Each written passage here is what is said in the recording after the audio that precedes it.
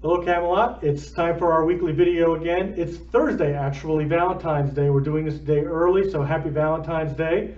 I am glad to have Rebecca Payne, our Chief Development Officer, with me today because she wanted to say a few things to everybody out there in Camelot. Hello everybody, hello Team Camelot. I wanted to start out today by sending a warm thank you from me to you. I've been doing a lot of personal visits to all of our locations and more to come, but wanted to really express my sincere thanks for the warm welcome that I have received at each of the offices. You've all been extremely helpful, really educating me on what Camelot does for our community, so thank you so much. All right, so it's been 90 days. You just finished your 90 days. What's been the most exciting part about being here at Camelot? Wow, Mike, that's a tough question. So I have to really think about that one for a moment, but I would say probably learning about all of our programs and all the great work that we do in the community would be number one, and how much impact we really have on the youth and foster families and adoption families that we have, and also our great community support. And you had two things that you were mentioning. One of them was the It Starts With Us campaign, so you want to talk about that? Yes, so Mike introduced on the last video the It Starts With Us campaign, which is our rollout of our employee giving campaign.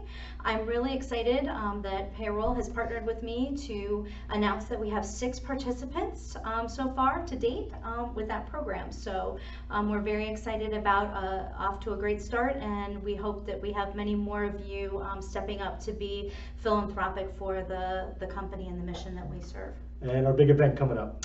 Yes, we have the 4th annual Camelot Community Care Golf Classic. Yes, right. We are doing extremely well. To date, we have about $41,000 in committed sponsorships, which is up quite considerably over last year, which is great. Not only renewals, but we have a lot of new folks joining us this year. We're at about 128 golfers, which is up from, I think we had 90 last year. 90 or so last year, yep. So we're looking really, really well.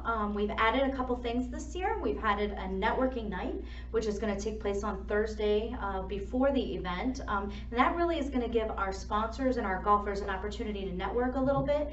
And most importantly, it's going to educate them on what Camelot does, what our mission is, and they're going to hear from one of our youth. And so one of my favorite places is Topgolf.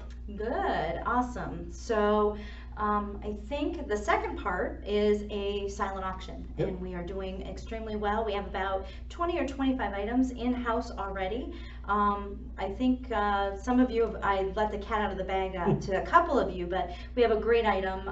We have a signature guitar from Kenny Chesney, who is a popular country western singer. So that's just one of the many items we hope to raise some additional funds for the cause. All right.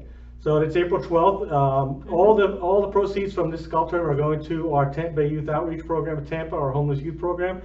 This is the primary support for the program, so it's a great event. I love going out to it. We have a lot of golfers that come every year and they enjoy it. So Rebecca's doing, I mentioned last week how much energy she has. She's really come in and hit the ground running and is turning this tournament into a great one this year. A couple other things to wrap up the video. We had our administration meeting yesterday on Wednesday. And this is something we do every month with the corporate administrative team, and we go through a number of things, but one of the things that we talked about is our strategic planning. You've heard me talk about this for a couple weeks now. I want to remind everybody that a survey is going to be coming out on or about March 4th. That'll be the day we send it out, and hopefully everyone will participate in the survey. It'll be short, probably no more than 10 questions, and it's going to focus on what the things we need to do to help plan for Camelot. So it'll be outcome-based and performance-based and programs. What are the things that are really important to make sure that we are doing a great job?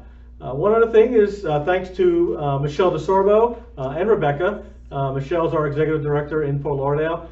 She has a community advocacy board. She has a fantastic board down there full of community leaders and philanthropists and folks who want to support Camelot. One of their gentlemen, Daniel Pooter, has a very popular podcast. So this Sunday, I had a chance to be on the podcast and get interviewed. It was a good time. I love doing stuff like that, radio, TV, and this was my first podcast.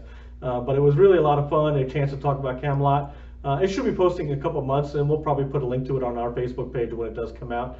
But again, thanks to Michelle for her efforts to get the Community Advocacy Board going. And I know other offices are looking to develop one as well. So thanks again. Thank you, everybody. As I say every week, thanks for everything you do, and we'll talk to you soon. Bye, guys. Bye.